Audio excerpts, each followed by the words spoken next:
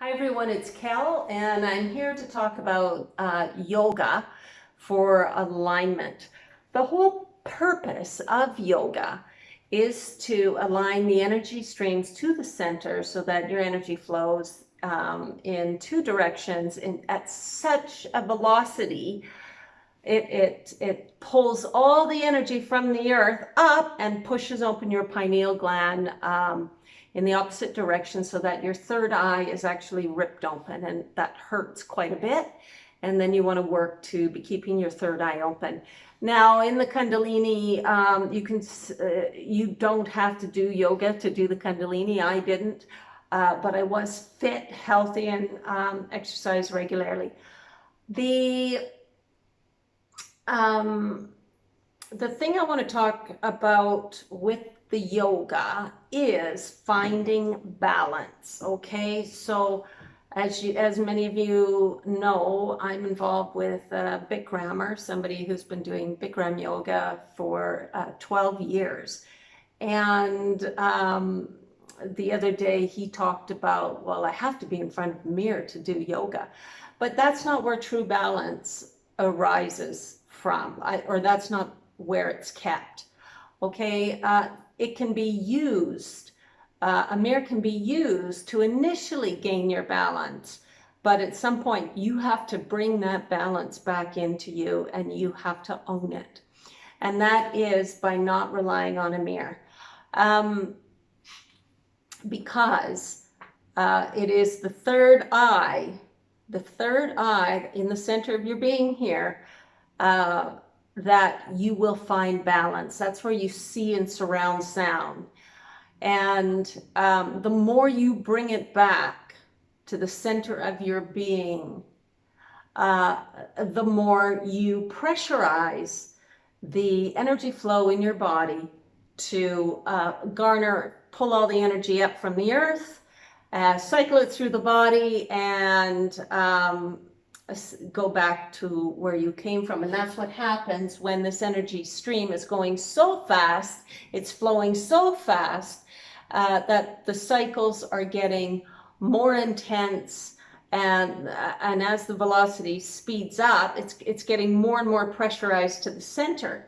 And the more, and of course meditation is what does this. Meditation is the fast way to pressurize the energy streams, but doing exercise is really good too.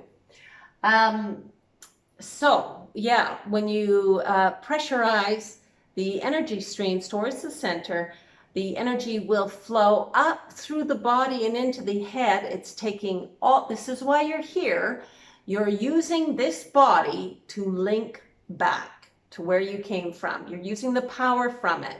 You don't have the power just right here. You need the power from the body. You're also gaining a lot of intelligence from the body, and you're just and you're growing your light body by doing the Kundalini and solidifying all the spirit that is in the body to your own spirit. You came here to get this. So getting balance is an inward thing. However, the mind, to be steady, that it's the same in meditation, to be steady in yoga, you can look at yourself to begin, but eventually you want to bring it back. And that's the same in meditation. When you begin meditation, you might feel dizzy with your eyes closed, or you might have some other issues, and you might begin meditating with your eyes at half mast, just a little bit open so you can see yourself, or so you can see the outside world, to help steady you, and ultimately you will meditate with your eyes closed. Again, it is the central channel, and your pineal gland is at the end of the central channel, which is not really an end. It goes on forever as you link to the web. As you link back to the web, stronger, bigger, wiser. But at all times you are linked to the web. It's just that you are linked to the web in a little thread like this. Okay? But when you use all the energy from the body, you link back in meditation very strongly. You want to, it's like a hardwire. You want to hardwire connect. And that's when again, the energy is flowing through your body so quickly that it pushes up through your head and rips open the third eye, which is the pineal gland, in the opposite direction, and you link back and you hardwire really intensely, and this causes the rungs of the ladder to solidify themselves, and you have garnered what you came here to get, which is your light body. But you've also garnered intelligence and a whole bunch of other things as well, okay? But this is the main reason why you're here, because you are expanding your connection to Source by expanding yourself and linking more strongly back to the web. And the web is the father principle, the intelligence, and you're always connected to the mother intelligence. And when you go through the Kundalini and you do all this, you are recognized, and you also link harder to your intuitive knowing, and that's hers. So you've got the two forces with you at all times, but they become that much. The connection is a little connection and it becomes a big connection, okay? It works just the same way in electrical circuitry. Everything is metaphoric of the next thing. So again, when you're in yoga practice, you only want to begin your yoga practice by looking in a mirror. You don't want to become dependent on it, okay? Because you want to become independent, and your balance is in you. It is not outside of you, it is in you. And by stepping away from the mirror during your yoga practice or any other kind of physical practice that you're doing in front of the mirror, step away, build your ability to balance without needing outside obstacles. That's what the whole thing is about, right? So, and you can do that in meditation. Meditation just works all that much faster, but you know, your yoga keeps you healthy and well. Again, I didn't use it, but I do recommend it because it was actually created to pressurize these energy streams.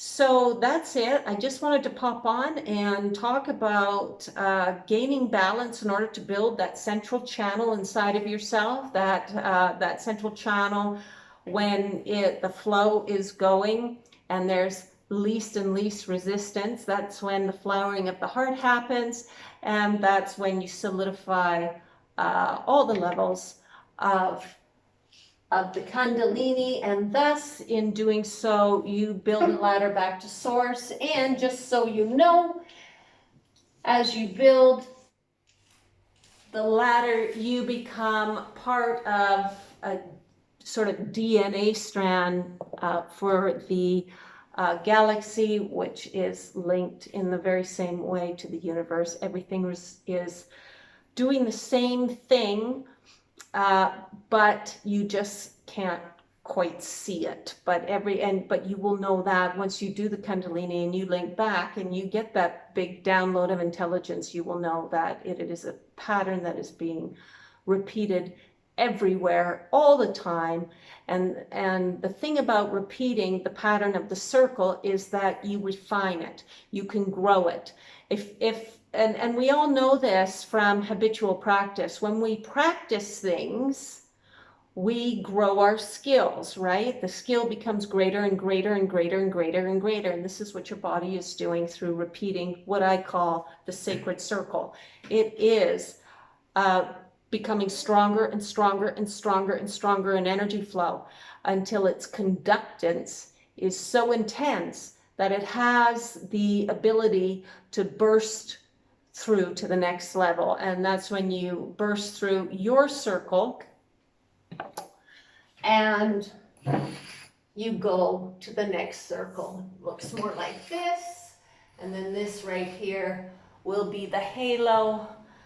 If you can see that, I'm sorry, it's two circles coming together. Your circle The next circle and the overlap there, this is what creates the halo effect, which is feels just like a little white dove flying around the crown of your head as it severs the way for, how do I say this better? It's almost like it's cutting a hole into the next level for you so that you can have free flowing communications between the two sources of here and there, the two sources. And it goes on and on and on. You go to greater circles and you also go to greater depths.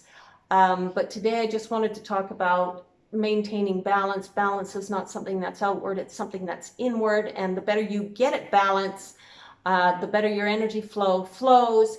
The more your energy flow flows, the more you solidify this ladder that is called the Kundalini, and the stronger you become until you have the big one for all breakthrough. Of course, the breaking of the heart is pretty freaking phenomenal, just like the crown chakra is as well. And your body was designed to do this. So again, yeah, step away from the mirror if you're a yoga doer, and just know that balance is within. That's it for now, okay? You all take care and see you on the next one. Bye.